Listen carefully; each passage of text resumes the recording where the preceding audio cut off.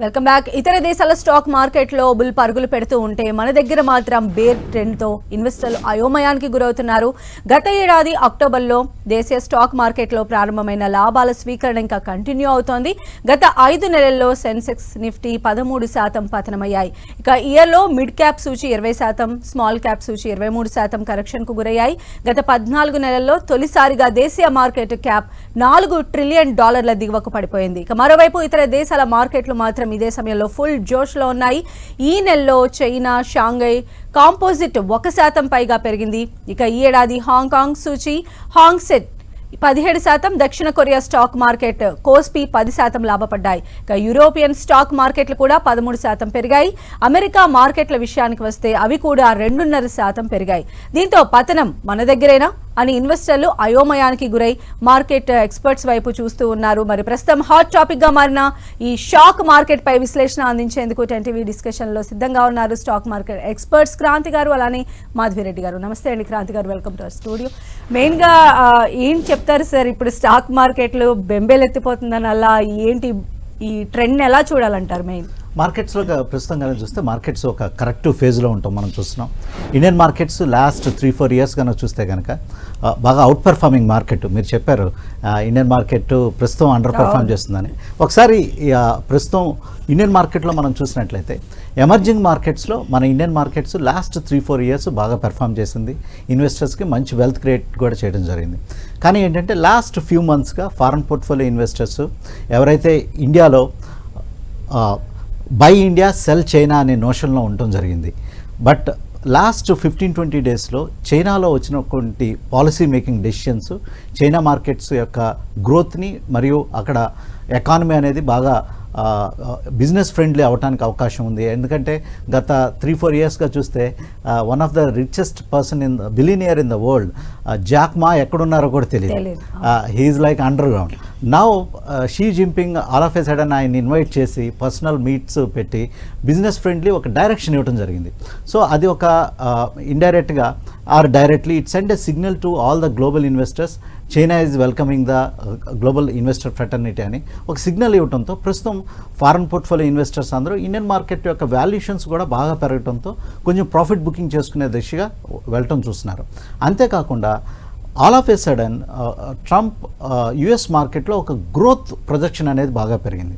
ఎప్పుడైతే యుఎస్ మార్కెట్లో growth projection బాగా కనపడుతుందో ఫారెన్ పోర్ట్ఫోలియో ఇన్వెస్టర్స్ ఎమర్జింగ్ మార్కెట్లో సెల్ చేసి యుఎస్ మార్కెట్లకి తిరిగి వెళ్ళడానికి ట్రై చేస్తుంటారు. ఎందుకంటే US markets in terms of the market capitalisation అక్కడ ఉన్న కంపెనీస్ కానీ చూసినట్లయితే కనుక ఆ కంపెనీస్ యొక్క మార్కెట్ క్యాపిటలైజేషన్ ఎక్కువ ఉండటంతో అక్కడ ఎక్కువ లిక్విడిటీ అనేది ఉంటుంది. అంటే ఎంట్రీ ఎగ్జిట్ యుఎస్ మార్కెట్లో చాలా ఈజీగా ఉంటాయి. వేరేజ్ ఇండియన్ మార్కెట్లో ఒకసారి ఫారెన్ పోర్ట్ఫోలియో ఇన్వెస్టర్స్ సెల్ చేస్తుంటే ఇట్స్ బికమ్ ఏ టాపిక్. అదే యుఎస్ మార్కెట్లో ఇట్స్ అంత టాపిక్గా ఉండదు అనమాట. సో రైట్ నౌ మన ఇండియన్ మార్కెట్స్లో సెల్ చేసి యుఎస్ మార్కెట్లో మరియు చైనాకు కూడా కొంతవరకు వెళ్ళటం జరుగుతుంది. కానీ ఏంటంటే ఇది ఒక షార్ట్ టర్మ్ ఫినామినా కింద చూడాలి. లాంగ్ టర్మ్లో చూసినట్లయితే మన ఇండియన్ మార్కెట్స్ ఇంత మార్కెట్ పడినా కానీ ఫండమెంటల్స్ ఇంటాక్ట్గానే still we're one of the second largest growing economy in the world. మన కంపెనీ ప్రాఫిట్స్ కొంచెం లాస్ట్ 6 మంత్స్లో కొంచెం మందగించినప్పటికీ తిరిగి మళ్ళీ పుంజుకోవడానికి అవకాశం ఉంది. అందువల్ల ప్రస్తుతం ఎవరైతే ఇన్వెస్టర్స్ 26,000 నిఫ్టీ ఉన్నప్పుడు ప్రతి ఒక్కళ్ళు ఆనందంగా ఇండియన్ మార్కెట్లో ఇన్వెస్ట్ చేయడానికి రెడీగా ఉన్నారు. ఈరోజు మార్కెట్ కరెక్షన్ వచ్చి ఒక 23,000 దిగువగా మార్కెట్ పడిపోవడంతో ప్రతి ఒక్కళ్ళు భయపడి స్టాక్ మార్కెట్ షాక్ మార్కెట్ కింద మారిపోయింది. సో ఇటువంటి షాక్లో ఉన్నప్పుడే ఇన్వెస్ట్ చేసినప్పుడు కొంచెం ధైర్యం తీసుకోవాలి. స్టాక్ మార్కెట్ పెరిగేటప్పుడు ఏదైనా మార్కెట్లో వస్తువులు ధరలు తగ్గుతుంటే మనం కొంటూ ఉంటాం, ధరలు పెరుగుతుంటే అమ్ముకోవడానికి ట్రై చేస్తాం. కానీ స్టాక్ మార్కెట్లో ఏంటంటే దానికి ఒక రివర్స్ వేలో బిహేవ్ చేస్తుంటారు. అది ఒక్కటి సరి చేసుకుని ఇన్వెస్టర్స్ లాంగ్ టర్మ్ థింకింగ్ కనుక ఉంటే కనుక definitely still Indian markets when compare to China markets, ఎందుకంటే అక్కడ పాలసీ అబ్స్క్యూరిటీ అనేది ఉంది. బట్ వేరేజ్ ఇండియాలో ఒక పాలసీ కంటిన్యూటీ అనేది ఉంది. సో ఒక బిజినెస్ ఫ్రెండ్లీ ఎన్విరాన్మెంట్ అనేది ఇండియాలో ఎక్కువ ఉంటుంది. సో అందువల్ల తిరిగి ఫారెన్ పోర్ట్ఫోలియో ఇన్వెస్టర్స్ డెఫినెట్గా కొంతకాలంలోనే మళ్ళీ తిరిగి రివర్స్ రావడానికి అవకాశం ఉంది. అంతేకాకుండా మనం డిఐఎస్ కనుక చూసినట్లయితే డొమెస్టిక్ ఇన్స్టిట్యూషనల్ ఇన్వెస్టర్స్, అది ఎల్ఐసి కానీ ప్రతి ఒక్క ఇండియన్ ఫండ్ హౌసెస్ కానీ చూస్తే కనుక they have been keep on buying.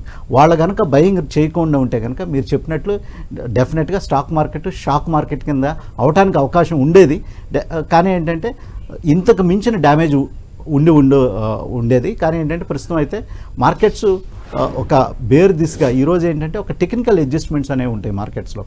ఒకసారి 22,500 లెవెల్ బ్రేక్ అవడంతో మార్కెట్లో ఎక్కువ సెల్లింగ్ అనేది రావడం జరిగింది. ప్యానిక్ షార్ట్స్ బిల్డప్ అవడం మనం చూస్తున్నాం. అందువల్ల మార్కెట్ ఒకేసారిగా షాక్ మార్కెట్ అయిపోవడం జరిగింది. రైట్, మనతో పాటు మాధవిరెడ్డి గారు జాయిన్ అయ్యారండి. మాధవిరెడ్డి గారు నమస్తే అండి. అయితే మెయిన్గా గత ఏడాది మనం చూస్తే అక్టోబర్లో దేశీయ స్టాక్ మార్కెట్తో లాభాల స్వీకరణ అనేది ప్రారంభమైంది. బట్ స్టిల్ అది ఇంకా కంటిన్యూనే అవుతూనే ఉంది. అయితే దీనికి బ్రేక్ ఎప్పుడు పడొచ్చు అంటారు? మీ అనాలిసిస్ ఏంటి? సో ఫస్ట్ థింగ్ అంటే ఈ రోజు అంటే ఈ ఫాల్ జరగడానికి కారణం ఎక్స్పెక్టెడ్ అంటే ఇప్పుడు జీడిపి డేటా అనేది ఈ రోజు మనకి 4:30కి రాబోతుంది. సో అది మనకి ఏం చూపిస్తుందంటే 2025లో జీడిపి 6.3% అండ్ 2026లో కూడా ఆల్మోస్ట్ 6.5%. అంటే 25-26 వరకు కూడా ఇదే విధంగా జీడిపి గ్రోత్ ఉంటుంది అనే ప్రొజెక్షన్స్ తో మనకి ఇప్పుడు జీడిపి 4:30కి ఈ రోజు రాబోతుంది. సో ఆ న్యూస్ తో ఒక్కసారిగా మరి ఇంత జీడిపి గ్రోతే 6% ఉంటే ఇంకా కార్పొరేట్ ఎర్నింగ్స్ ఇవన్నీ ఎలా ఉండబోతున్నాయి అని ఆ కన్సర్న్స్ తో ఈ రోజు మార్కెట్స్ ఇంకొక రౌండ్ సెల్ ఆఫ్ అనేది జరిగిందండి. సో దిస్ ఈజ్ అంటే మనకి ఒక 25 ఇయర్స్ వరకు ఒక డేటా చూపిస్తుంది ఏంటంటే 5 months back to back Nifty అనేది మార్కెట్స్ అనేవి ఇండసెస్ అనేవి నెగటివ్ లో అంటే started from October November December January February నిన్నటితో కూడా ఎవ్రీ మంత్ ఆన్ మంత్ ఇలా డిక్లైన్ అవ్వడము ఎప్పుడు ఈ 25 ఇయర్స్ లో జరగలేదండి. So this was happen now. So దానికి చాలా కపుల్ ఆఫ్ రీజన్స్ మనకి అక్టోబర్ నుండి కూడా మనకి స్టార్ట్ అయ్యాయి. So right now we're at అంటే మనకి ఎలక్షన్స్ టైంలో ఏదైతే ఫాల్ వచ్చిందో ఆ రేంజ్ వరకు వెళ్ళిపోయామండి. అంటే నిఫ్టీ అయితే 4,000 పాయింట్స్ వరకు మనకి 15% వరకు ఈ రోజు అయితే మనకి కరెక్ట్ అయింది. So this is the first reason for today's fall is GDP growth concerns. ఇప్పుడు మీరు అడిగిన క్వశ్చన్స్ దాని నుండే స్టార్ట్ అవుతుందండి. ఎప్పుడైతే మనకి గ్రోత్ ప్రాస్పెక్ట్స్ అనేవి కొంచెం కనపడతాయో అప్పటి వరకు మార్కెట్ అయితే ఈ విధంగానే ఈ సెల్లింగ్ ప్రెజర్ లో ఉండబోతుందండి. ఎందుకంటే కార్పొరేట్ ఎర్నింగ్స్ ఏవైతే ఉన్నాయో అవి ఈ ఆశాజనకంగా లేవు. సో ఈ క్వార్టర్ కాదు నెక్స్ట్ క్వార్టర్ కూడా చాలా టైం పడుతుంది. ఈ కార్పొరేట్ ఎర్నింగ్స్ అంటే వాల్యూషన్స్ చాలా హైలో ఉన్నాయి, ఇంకా తగ్గాలి అనే ఆ మోడ్ లోనే ఎఫ్ఐఎస్ సెల్లింగ్ అనేది జరుగుతుంది. అలానే మన దగ్గర రీటైలర్స్ దగ్గర అయితే మ్యూచువల్ ఫండ్స్ దగ్గర చాలా మనీ అయితే ఉందండి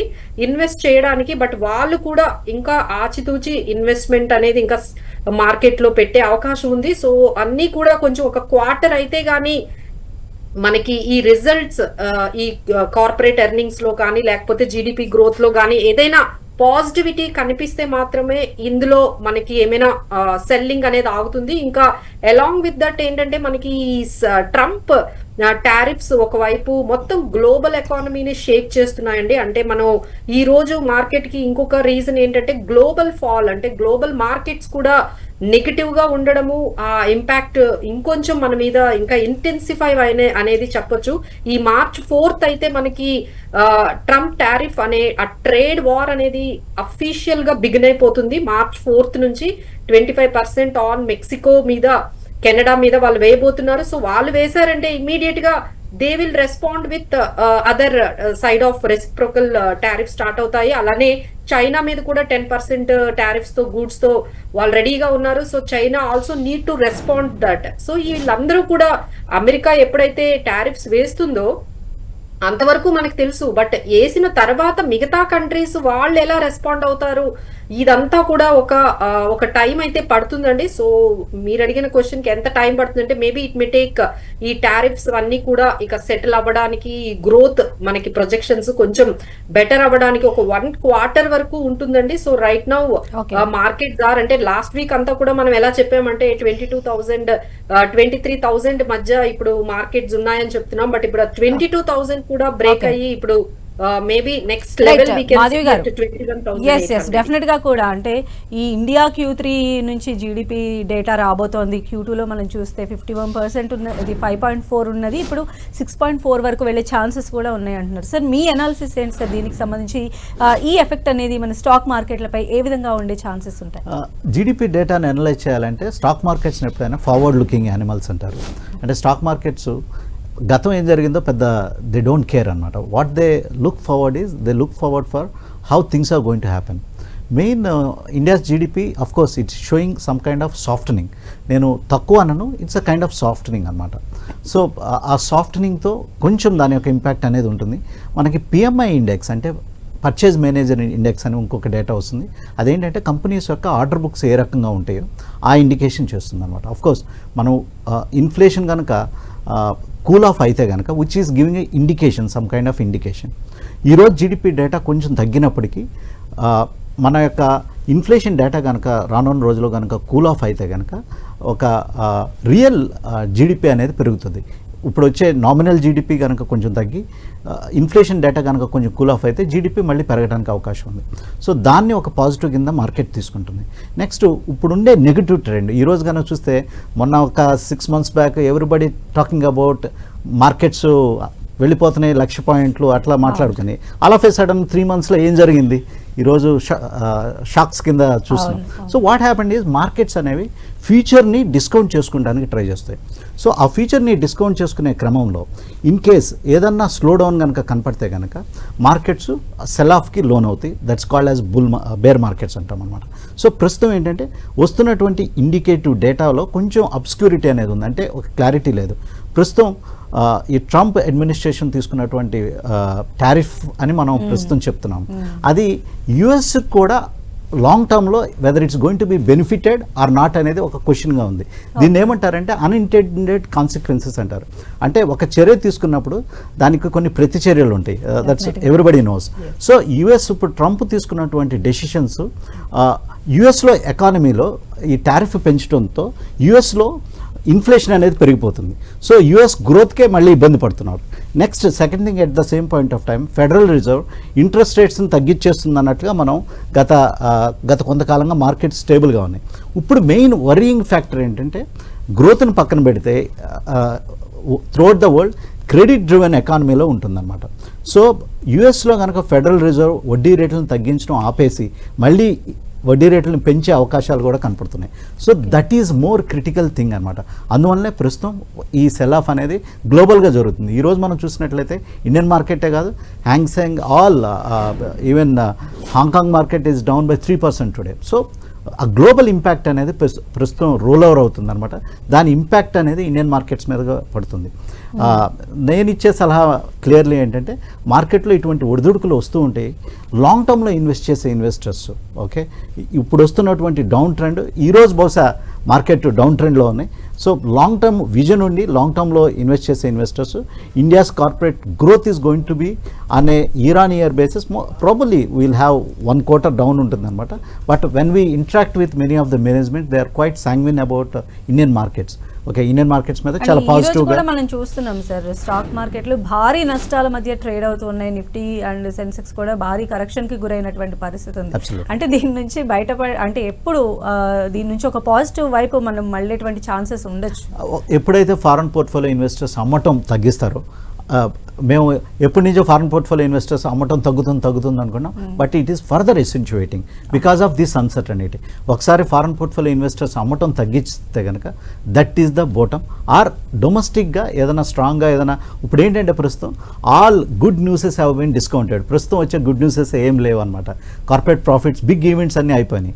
సో అందువల్ల మార్కెట్స్ ఆ స్తబ్దత అనేది మార్కెట్లో ఉంది. నెక్స్ట్ వచ్చేసేసి ఈ టైంలో ఏంటంటే కంపెనీస్ లివరేజెస్ కూడా తగ్గుతూ ఉంటాయి అన్నమాట.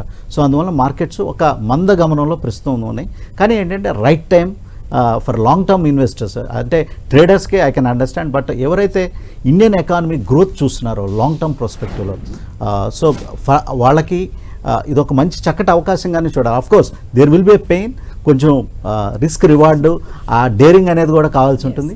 అటువంటి ఇన్వెస్టర్స్ లాంగ్ టర్మ్లో చూసే ఇన్వెస్టర్స్కి ఇది ఒక మంచి అవకాశంగానే చూడాలి. అలానే మాధవి గారు, ఈ టైంలో పొజిషన్స్ తీసుకోవచ్చా? అంటే ఎంతవరకు ఇన్వెస్టర్ అనేది ఆలోచించాలి అంటే ఏం చెప్తారండి? ఎలాంటి సజెషన్స్ ఇస్తారు మీరు?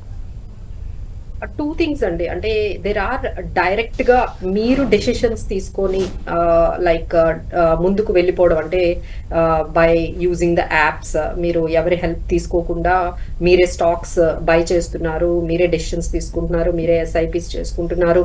సో వీళ్ళ దగ్గర నుంచే మనకి ఎక్కువ పెయిన్ అనేది మార్కెట్ లో బాగా కనిపిస్తుందండి. ఎందుకంటే వాళ్ళందరూ కూడా ఈ SIPs అన్ని కూడా ఆపేయడము, so they have started their own and whatever may be the reasons, and they are now withdrawing from the markets. So వీళ్ళ వల్ల కొంచెం మనకి రీటైల్ పార్టిసిపేషన్ దగ్గర నుంచి కొంచెం ప్రాబ్లం అనేది స్టార్ట్ అవుతుంది. బట్ ఎవరైతే కొంచెం ఎక్స్పర్ట్స్ ద్వారా వెళ్ళి వాళ్ళ ఏంటంటే what they do exactly this is the time where the advisors will or experts or financial planners will help and withhold అనమాట. అంటే ఈ టైంలో మీరు భయపడకుండా కొంచెం వెయిట్ చేయండి అని చెప్పడానికి మనకి మీరు ఓన్ గా చేసుకున్నారనుకోండి, so nobody will be there to మీరు అడిగిన క్వశ్చన్ కి అసలు ఏం చేయాలి ఏం చేయకూడదు. ఎందుకంటే మార్కెట్ లో lot of noise is happening right now. చాలా నాయిస్ అనేది మనకి వినపడుతుంది అబౌట్ మార్కెట్స్ గురించి. సో ఈ నాయిస్ లో మీరు ఎలాంటి డెసిషన్స్ తీసుకుంటారు, అదే మీరు ఒక ఎక్స్పర్ట్స్ తో ఉన్నట్లయితే then they will give you a right decision ఏం చేయాలి ఏ స్టాక్స్ ఉంచాలి అనేది. But what we do suggest them కొంచెం రిస్క్ మేనేజ్మెంట్ అనేది చాలా ఇంపార్టెంట్ అండి. మేము చెప్పేది ఏంటంటే ఈ టైంలో మీరు తీసుకునే మీ కెపాసిటీ ఎంత ఉంది, మీ రిస్క్ తీసుకునే కెపాసిటీ బట్టే మీరు లివరేజ్ కు వెళ్ళాలి. సో ఒకటే పానిక్ బయింగ్ కూడా చేయకూడదు అండ్ పానిక్ సెల్లింగ్ కూడా చేయకుండా మీరు రిస్క్ తీసుకునే ఆ కెపాసిటీ బట్టి మీరు మార్కెట్ లోకి ఎంతవరకు ఉండొచ్చు, లేదు మార్కెట్ లో కొంతవరకు అవాయిడ్ చేయడము, ఇలాంటిదంతా కూడా డిపెండ్ అయి ఉంటుందండి. అలానే క్రాంతి గారు, ఇప్పుడు ఉన్నటువంటి పొజిషన్స్ ని యావరేజ్ చేయడానికి ఈ టైం ని ఉపయోగించుకోవచ్చు అంటారా? అసలు ఏం చేయాలి మధుకర్? అంటే నార్మల్గా యావరేజింగ్ అంటే అది వాళ్ళకు ఉన్న ఇండివిజువల్ స్టాక్ పొజిషన్ బట్టి ఆ స్టాక్ మంచిదా కాదో తెలిసి ఉండాలన్నమాట. ఇన్ కేస్ ఆ స్టాక్ క్వాలిటీ స్టాక్, ఆ కంపెనీస్ యొక్క ఆర్డర్ బుక్ చాలా స్ట్రాంగ్ ఉంది, నెక్స్ట్ ఏంటంటే ఎర్నింగ్ విజిబిలిటీ అనేది బాగా ఉంది, అన్నిటికంటే ఇంపార్టెంట్ థింగ్ ఏంటంటే ఈ కంపెనీ యొక్క క్వాలిటీ ఆఫ్ ద మేనేజ్మెంట్, దాని గురించి కనుక ఇన్వెస్టర్స్ కనుక కాన్ఫిడెంట్గా ఉంటే అనమాట ఈ మార్కెట్ రేంజ్లో, మార్కెట్ పైనుంచి టాప్ నుంచి కరెక్ట్ అయింది కాబట్టి ఇన్ కేస్ ఒక 100 రూపీస్ ఇన్వెస్ట్ చేయాలనుకుంటే ఈ టైంలో 10 to 20 రూపీస్ ఇన్వెస్ట్ చేయడం తప్పు కాదు. ఓకే, ఒక స్టాగర్డ్ మేనర్లో వెళ్ళమంటాను. ఓకే, నెక్స్ట్ ఒకసారి గ్రోత్ ప్రాస్పెక్ట్స్ బాగా కనపడిన తర్వాత ఒక రీబౌండ్ అవుతున్నప్పుడు they can infuse. But here the important thing ఏంటంటే మనం ఏది యావరేజ్ చేస్తామో ఆ క్వాలిటీ అనేది చాలా ఇంపార్టెంట్. ఆ క్వాలిటీ మిస్ అయితే కనుక they will be buying some scrap which will not yield anything for them అనమాట. సో ఆ క్వాలిటీ కనుక ఉంటే కనుక డెఫినెట్లీ దే కెన్ లుక్. అంటే జనరల్గా భారతీయులందరూ కూడా ఇన్వెస్ట్మెంట్ అనగానే గోల్డ్ అనేది మెయిన్ మెటల్ కనిపిస్తూ ఉంటుంది మనకు. అండ్ ఎస్పెషల్లీ ఇలాంటి టైంలో గోల్డ్ పైన ఇన్వెస్ట్మెంట్స్ ఎలా చూడాలంటారు? అటు ఫిజికల్ కావచ్చు లేదా స్టాక్స్లో కావచ్చు. ఒకటి ఫిజికల్ అసెట్స్లో కనుక చూస్తే కనుక గోల్డ్ అనేది ఒక సేఫ్ అసెట్ క్లాస్ కింద చూడాలి. At the same point of time ఏమిటంటే మనకి ఇన్వెస్టర్స్ లాంగ్ టర్మ్లో వెల్త్ క్రియేషన్ చేయాలి అంటే definitely equity is the one of the strongest investment avenue అనమాట. సో గోల్డ్ ఏంటంటే మనం గోల్డ్లో ఇటువంటి షాక్స్ అనేవి ఉండవు. సో ఆ షాక్స్కి దూరంగా ఉండాలంటే గోల్డ్ ఈజ్ ద ఆప్షన్. లేదు నేను కొంచెం తీసుకుంటాను, కొంచెం ఆ రిస్క్ నేను తీసుకుంటాను అంటే కనుక డెఫినెట్లీ ఈక్విటీ మార్కెట్స్. ఎందుకంటే మేడం ఒకటి చూడాలి, corporate profits through out the world. నేను ఈరోజు చెప్పట్లేదు, last 200 years I'm a student of financial history అనమాట. లాస్ట్ 200 years వరల్డ్ హిస్టరీ కనుక చూస్తే కనుక కంపెనీస్ యొక్క ప్రాఫిట్స్ అంటే మన ఇండియాలో మనకి సెన్సెక్స్ యొక్క ఇన్ఫర్మేషన్ 1981 నుంచి దొరుకుతుంది. వేరేజ్ డౌ జోన్స్ కానీ ఇవి ఇండెక్సెస్ కనుక చూసినట్లయితే లాస్ట్ 200 years హిస్టరీ దొరుకుతుంది. అక్కడ మనం చూసినట్లయితే corporate profits last 100 years they have witnessed great depression, they witnessed 2 world wars, they witnessed so many. మనం రీసెంట్గానే 2008లో great financial crisis, we witnessed what COVID, everybody locked in inside. Okay, so వీటన్నిటిని మించి corporate profits long టర్మ్లో పెరిగినాయి అనమాట. So ఆ విజన్తో కనుక ఇన్వెస్టర్స్ లాంగ్ టర్మ్లో ఇన్వెస్ట్ చేయాలనుకుంటే ఈక్విటీ మార్కెట్లో ఉండాలి. కానీ ఏంటంటే ఇటువంటి షాక్స్ కూడా ప్రిపేర్ అయి ఉండాలన్నమాట. లేదు ఇటువంటి షాక్స్కి నేను ఐఎమ్ నాట్ హియర్ అంటే then the gold or government securities, debt markets ఇటువంటి వాటిలోకి డైవర్సిఫై చేస్తుండాలన్నమాట. లేదు ఐ కెన్ టేక్ సమ్ అంటే. బట్ ఇక్కడ ఏంటంటే ఈక్విటీ మార్కెట్లో, స్టాక్ మార్కెట్లో there are nearly 8,000 companies get traded, అంటే లిస్ట్ అయిన స్టాక్స్ అనమాట. సో వాటిలో క్వాలిటీ వన్స్ని ఎత్తుక్కుని వాటిలో ఇన్వెస్ట్ చేయడం చాలా ఇంపార్టెంట్. ప్రాబ్లం ఏమవుతుందంటే బుల్ మార్కెట్స్లో ఈ చిన్న చిన్న స్టాక్స్ కూడా మల్టిప్లై అయిపోతుంటాయి అనమాట. సో ఆ మల్టిప్లికేషన్ చూసి చాలామంది ఎంటైస్ అయ్యి అటువంటి స్టాక్స్లో ఇన్వెస్ట్ చేయడం, డబ్బులు పోగొట్టుకోవడం. ఈ టైంలో కనుక చూస్తే కనుక మనం ఆ స్మాల్ క్యాప్ స్టాక్స్ 30-40% కరెక్ట్ అయినాయి అనుకుంటున్నాం. అది బహుశా 100 రూపీస్ నుంచి ఈరోజు 60 రూపీస్ వచ్చి ఉండొచ్చు, కానీ ఆ స్టాక్ 5 రూపాయల నుంచి 60 రూపాయలు వచ్చింది, అంటే ఇప్పటికీ 12 times పెరిగింది, ప్రాఫిట్గానే ఉంది. కానీ సో చాలామంది ఏంటంటే పైన కొంటుంటారు, సో అది అగైన్ అది క్వాలిటీ వన్ అయి ఉండాలన్నమాట. ఆ క్వాలిటీ కనుక ఉంటే కనుక they can stay invested. Otherwise ఈ రిస్క్స్ రివార్డ్ రేషియో అర్థమైతేనే ఈక్విటీ మార్కెట్లో ఉండాలి, otherwise they can stay away. Madhavi గారు, అంటే రీసెంట్గా మనం చూస్తే క్రిప్టో కరెన్సీ కూడా డౌన్ఫాల్లో ఉంది, గోల్డ్ కూడా తగ్గుతూ ఉంది. అంటే 1 lakh వరకు టచ్ అవుతుంది అనుకున్నారు, బట్ ఇప్పుడు మనం చూస్తే ఆల్మోస్ట్ 3 days నుంచి కూడా గోల్డ్ ప్రైస్ అనేది కొంచెం తగ్గుతూ ఉంది. సో ఏం చెప్తారండి దీనికి సంబంధించి మీ అనాలిసిస్?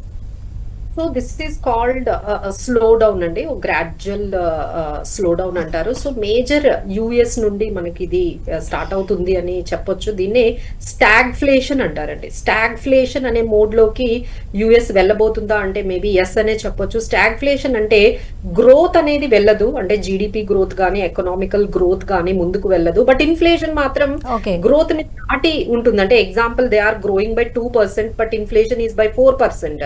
ఇలాంటి సిచ్యువేషన్ ని మనము స్టాగ్ఫ్లేషన్ అంటారండి. సో దానివల్ల మనకి ఇలాంటి షాక్స్ అనేవి ఈ స్టాక్ మార్కెట్ లో మనకి కనపడుతూ ఉన్నాయి. So this is what everyone is expecting, a stagflation situation in US.